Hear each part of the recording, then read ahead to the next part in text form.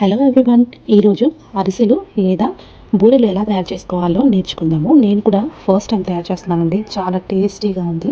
ముఖ్యంగా ఈ పండుగలప్పుడు మాత్రమే ఇలాంటి పిండి వంటలు చేసుకుంటాం కదా.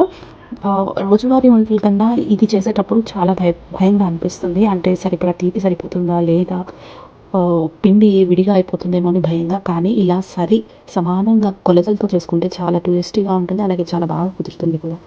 ముందుగా నేను ఒక పచ్చి కొబ్బరి లేదా పచ్చి కొబ్బరిని తీసుకున్నాను. మిక్సీ చేసుకొని ఇలా పొడి చేసుకున్నాను. లేదా సన్నగా అయినా సరే కొబ్బరి కూరతో తురుముకోవచ్చు.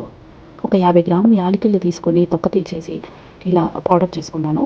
ఈ యాలకులు ఏదైనా స్వీట్ చేసేటప్పుడు మంచి ఫ్లేవర్ ఇస్తుంది. మనం ఎంత ఎక్కువగా ఫ్లేవర్ కావాలి అనుకుంటే అన్ని యాలకులు వేసుకోవచ్చు. నేను ఇక్కడ 50 గ్రాములు మాత్రమే తీసుకున్నానండి.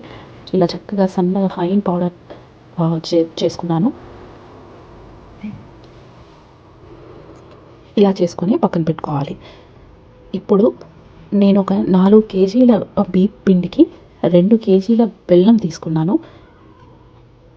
బెల్లాన్ని పాకం పట్టుకోవాలి. సో త్వరగా బెల్లం కరగదు కాబట్టి ఇలా మెత్తగా దంచుకొని ఈ పీసెస్ని 1 గ్లాస్ వాటర్ వేసి ముద్ర పాకం వచ్చేలా పట్టుకోవాలి. మా ఇంట్లో స్పెషల్గా ఎవ్రీ ఇయర్ ఆంటీ మాకు గెస్ట్గా వస్తుంది అండ్ చాలా బాగా రెడీ చేస్తుంది. ఆవిడ చేతి బూరెలు తింటే చాలా చాలా టేస్టీ. ఒక్కసారి చేస్తే మాత్రం అస్సలు వదిలిపెట్టడం, అంత టేస్టీగా ఉంటుంది. సో ఎస్తేర్ ఆంటీ ప్రతి సంవత్సరం మా ఇంటికి వచ్చి స్పెషల్లీ ఈ వంటకానికి మాత్రమే తన స్పెషలిస్ట్. సో తనని ఇన్వైట్ చేసాము. చాలా బాగా చేస్తుందండి. ఆల్మోస్ట్ ఒక 30 ఇయర్స్ నుంచి మేము ఇలా అరిసెలు కానీ బూరెలు కానీ చేసుకోవాలంటే కేవలం ఆంటీని మాత్రమే ప్రత్యేకించి ఒక రోజు పిలుస్తాము. ఇలాంటి పిండి వంటల్లో చాలా ఎక్స్పర్ట్. సో చాలా హ్యాపీగా ఫీల్ అవుతుంది అండ్ మా ఫ్యామిలీ ఫ్రెండ్ కూడా. సో ఇలా బియ్యాన్ని మనము ఒక నైట్ మొత్తం నానబెట్టుకొని పిండి పట్టించుకోవాలి. ఈ పండులో తుమ్ములు లేకుండా చక్కగా జల్లించి పెట్టుకుంటుంది బియ్యం పిండిని. ఇలా జల్లించి పక్కన పెట్టుకున్న తర్వాత పాకాన్ని కూడా వడగట్టాల్సి ఉంటుంది.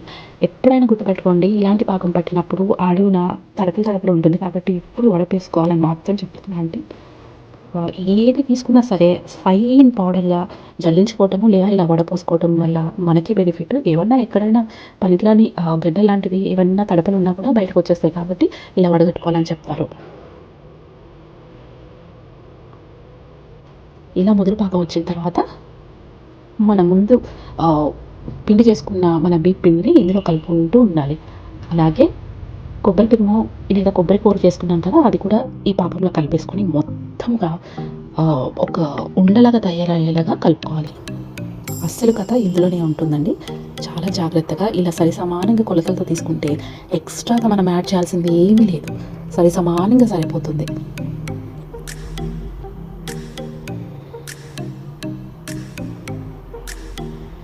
ఎక్కడ ఉండలు కట్టకుండా పొడిగా ఉండేటట్లుగా చాలా జాగ్రత్తగా తిప్పుకోవాల్సి ఉంటుంది ఫ్రెండ్స్. ఇదంతా గుర్తుపెట్టుకోండి. వేడి మీద మాత్రమే చేయాలి.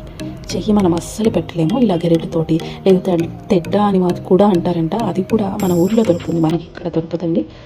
సో ఆ తెడ్డితోటి ఇలా తిప్పుకుంటూ కలుపుకుంటూ ఉంటే ఎక్కడ ఉండలు లేకుండా ముద్దలాగా తయారవుతుంది. అలాగే ఆ కొబ్బరి కూర కూడా వేడి చేసుకుంటే చక్కగా మెత్తగా అయిపోతుంది కాబట్టి ఒక 5 నిమిషాలు అలా స్టవ్ మీద పెట్టుకొని వేడి చేసుకోవాలి.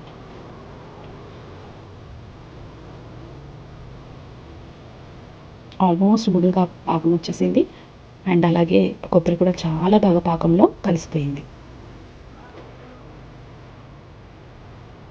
ఇప్పుడు ఇందులో యాలకుల పౌడర్ కూడా వేసుకోవాలి ఫ్రెండ్స్. ఇది వేసేటప్పుడు చాలా కమ్మటి సువాసన వెదజల్లింది. ఇలాంటి వంటకాలు మనం మాత్రం అస్సలు చేయలేం ఫ్రెండ్స్. ఇది కొంతమంది చేతి వాటం అంటారు కదా, అది కూడా ఉంటుంది. సో ఆంటీ చేతి వాటము సూపర్. అసలు ఆ టేస్ట్ నేను వర్ణించలేను, అంత బాగా కుదిరాయి. చక్కగా మెత్తగా మెదమెదలాడుతా పౌడర్ చాలా చాలా బాగుంది. మీరు కూడా ట్రై చేసి ఎలా ఉందో కామెంట్లో తెలియజేయండి.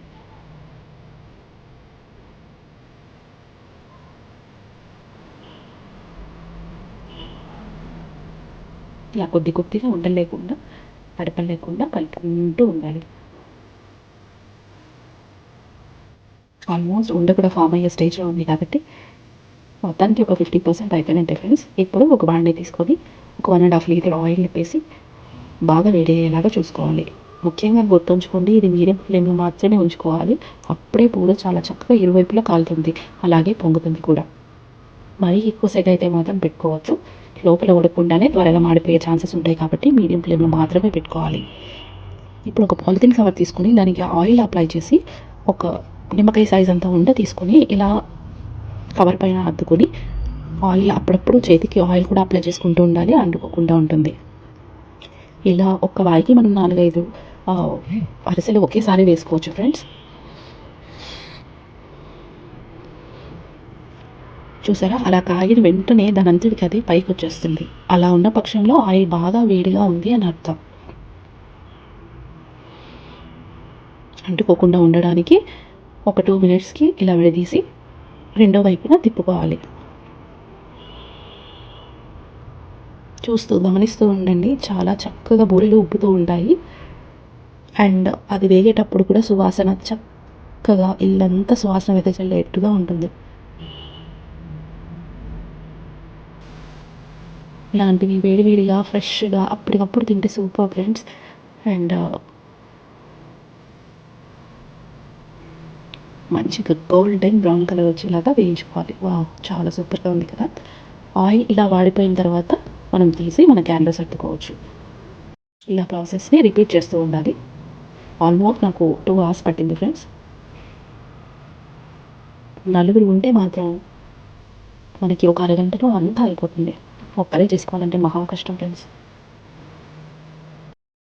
చూడడానికి ఎంతో చక్కగా నోరూరించే అరిసెలు లేదా బూరెలు రెడీ.